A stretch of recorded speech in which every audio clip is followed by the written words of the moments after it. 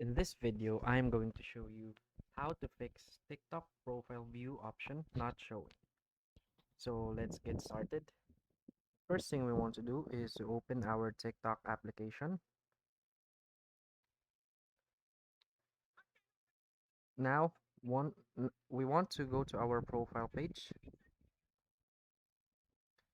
And now we want to tap on the three dash lines on the upper right of our screen and go to settings and privacy.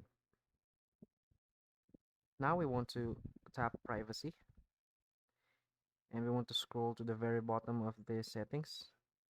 And as you can see, profile views is here, but take note that this feature may be not available in some countries, so you might just have to wait for it to be available in your country if that's the case.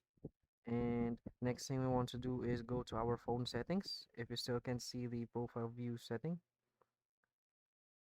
now we want to go to apps and find TikTok.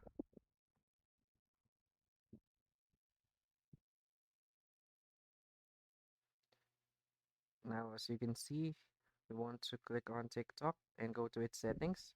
Now we want to go to storage and clear all its data and cache. And also make sure that your TikTok application is updated. So if you find this video helpful, please hit like and subscribe. Thanks.